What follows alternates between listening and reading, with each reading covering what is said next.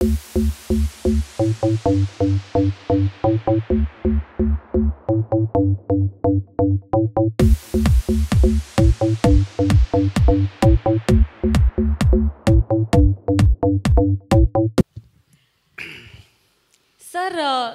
Marathi film industry तर बहरती आहे, सगळ्यांचं लक्ष आहे मराठी इंडस्ट्रीकडे, सगळेजण मोठ्या प्रमाणात आकर्षित होत आहेत. म्हणजे डिरेक्टर्स, ॲक्टर्स, प्रोड्युसर्स, कल्चरमधली माणसं, लिटरेचरमधली माणसं.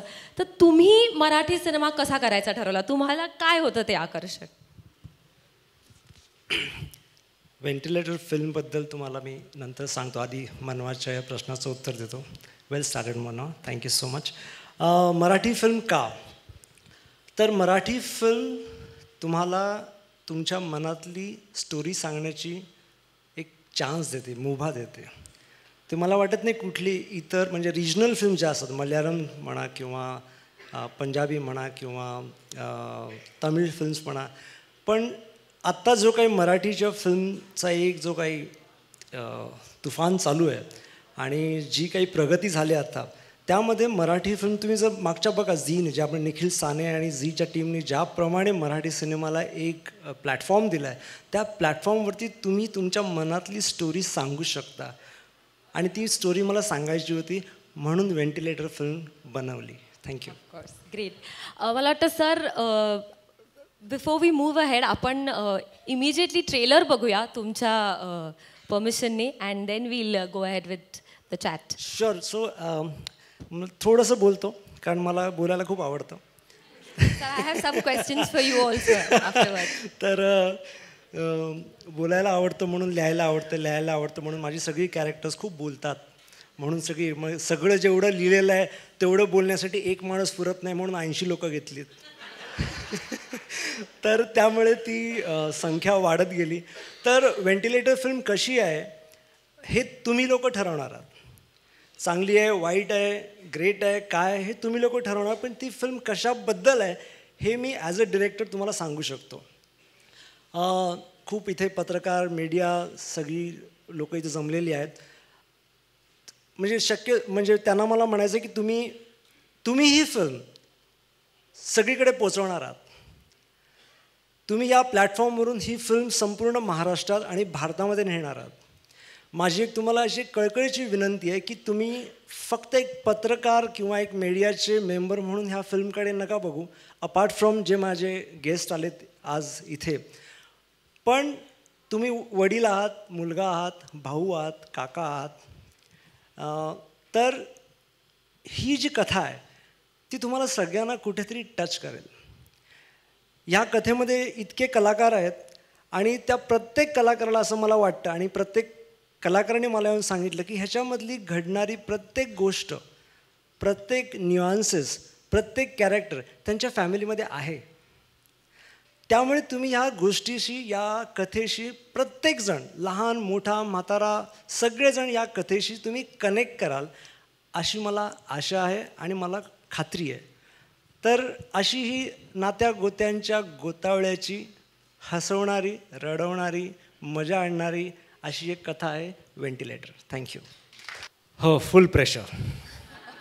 फुल pressure means you can imagine Ashutosh Gowariker, माझं स्फूर्तिस्थान, माझं इन्स्पिरेशन.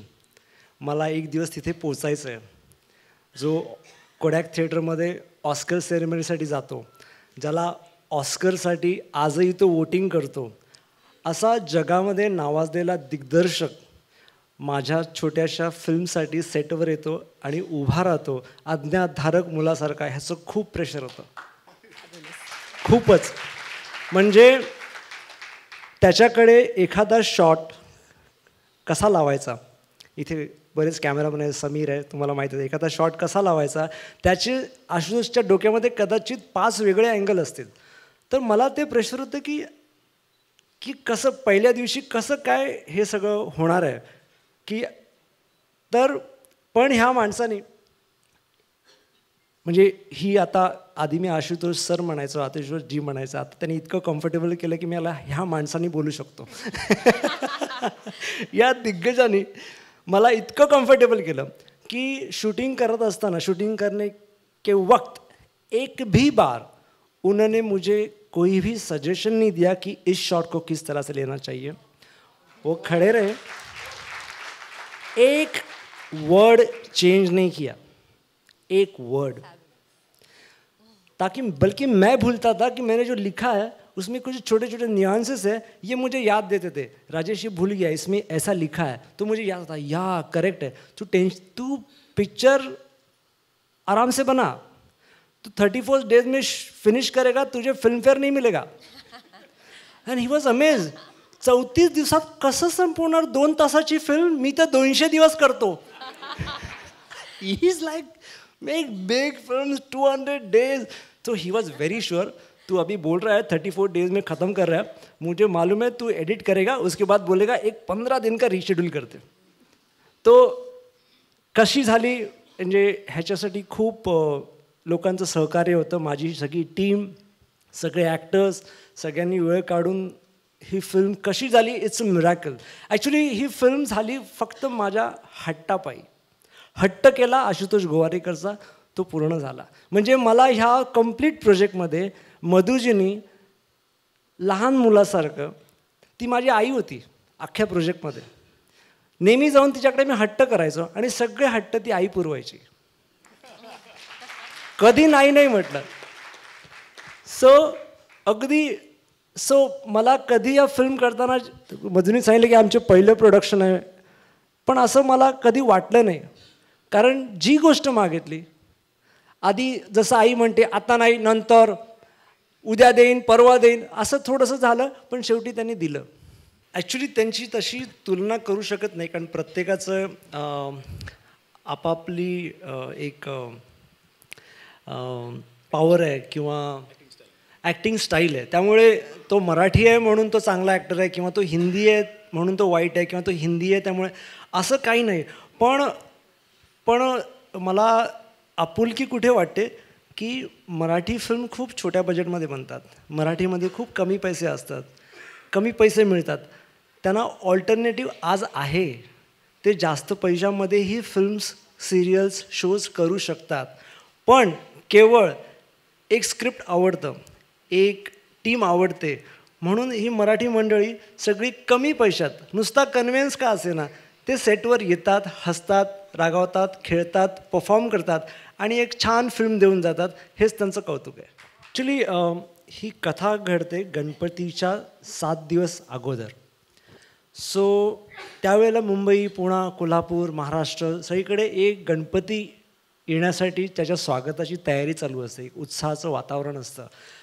लोक कोकणात आणि आपापल्या गावाला जायला सगळे रेडी असतात, कारण गणपती एक असा सण आहे, असा एक रिलिजियस सण आहे की जिकडे आपण सगळे एकत्र भेटतो. ते मुंबई असो किंवा गाव असो. तर त्या गणपती याच्या 7 दिवस आधी होणारी कथा आहे. त्यामुळे ऑब्व्हियसली त्याला गणपतीचा माहोल आहे आणि गणपतीची गाणी आहेत. त्यामुळे कथेमध्ये असं लिपसिंग गाणी असं नाही आहे, पण ऑल आर बॅकग्राऊंड सॉन्ग, आणि ते कथेला पुढे नेण्याला हेल्प करतात. त्यामुळे गणपती आणि त्यामुळे ते यारे या सारे या गजाननाला आळूया, ते it's a background song and but that is connect, it's a theme song of ventilator, असं आहे ते. नमस्कार, मी मनवा नाईक. तुम्ही पाहताय राजश्री मराठी.